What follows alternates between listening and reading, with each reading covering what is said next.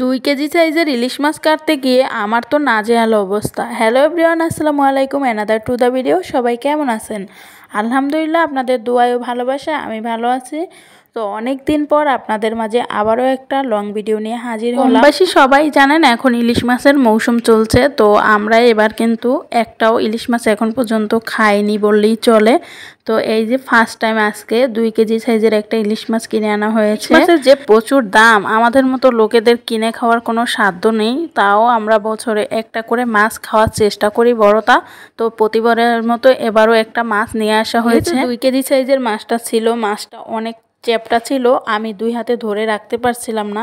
তো প্রথমেই আমি প্লেটে ফেলে একটা আঁশটি ফেলে নিয়েছিলাম। তো আঁশটি ফেলে পরিষ্কার করতে গিয়ে আমার হাত থেকে মাছটা পড়ে যায়, দেখতেই পেয়েছেন। তো মাছটা কাটছি আমি আস্তে আস্তে করে, বটিতেও তেমন ধার ছিল না, কাটতে কাটতে বারবার ছুটে ছুটে পড়ে যাচ্ছিল আমার হাত থেকে। তো অবশেষে ভালোভাবে ধরে নিয়েছি, এবার কেটে নেব ভালো করে। তুমি আমি মাথাটা কেটে নিচ্ছি, মাথাটা কাটা হয়ে গেছে, এবার আমি লেজের দিকটা কেটে নিচ্ছি।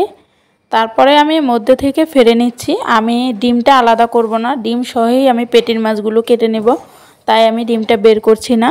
হাজব্যান্ডের কাছে জিজ্ঞাসা করলাম যে ডিমটা বের করব কিনা, সেও বলে দিল যে না, বাইর করতে হবে না, একসাথে কেটে ফেলো। বাইরে প্রচন্ড ঝড় বৃষ্টি হচ্ছে আর আমি বারান্দায় বসে মাছটা কাটছি। আমার প্রচন্ড ঠান্ডা লাগতেছিল, কারণ আমার গোসল হয়ে গেছে, রান্না বান্না হয়ে গেছে। আর সব সময় আমার জামাইয়ের একটা সমস্যা আছে যে আমার রান্না বান্না হয়ে যায়, গোসল হয়ে যায়, তারপরে সে মাছ টাছ নিয়ে আসে। যাই হোক, অন্য কোনো মাছ আনলে আমি এখন কখনোই কাটতাম না, ফ্রিজে রেখে দিতাম ওইভাবে। ইলিশ মাছ যেহেতু, তাই আমি কাটতে বসেছি, কারণ অন্য সব মাছের তুলনায় ইলিশ মাছ কাটা কিন্তু খুব সহজ। ইলিশ মাছ কাটাটাও যতটা সহজ, কিন্তু রান্নাটাও কিন্তু অতটা সহজ। কোনো ঝামেলা ছাড়াই আমরা ইলিশ মাছ কিন্তু তেলে ভেজেই খেয়ে নিতে পারি। তো আমি আজকে সেই কাজই করব। ইলিশ মাছগুলো কাটা হয়ে গেলে আমি মাছ ভেজে তারপরে ভাত খাবো। তরকারি রান্না করেছি, তারপরও ইলিশ মাছের টাটকা টাটকা খাওয়াটা কিন্তু ভালো লাগে আমার কাছে। ফ্রিজে রেখে খেলে কিন্তু ইলিশ মাছের স্বাদ থাকে না, অনেক দিন ধরে ফ্রিজে রাখলে ইলিশ মাছ কিন্তু গন্ধ হয়ে যায়।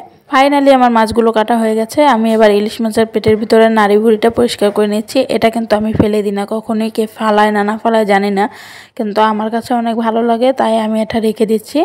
বাছাবাছি শেষ, এবার ভাবছিলাম ফুলকো ফেলে দেবো কি না মাছের ভিতরে। না, বড় মাছ যেহেতু, তাই ফুলকো ফেলে দেবো না। ছোট মাছ হলে আমি ফেলে দিতাম, কারণ ইলিশ মাছের ফুলকোর মধ্যে বালু থাকে কিন্তু। তো মাছগুলো আমি ভাগ করে ফ্রিজে রেখে দিয়েছি, আর 3 পিস এখন ভেজে খাওয়ার জন্য রেখে দিয়েছি। আর টাটকা টাটকা ভেজে খাওয়ার স্বাদই আলাদা গরম গরম ভাতের সঙ্গে।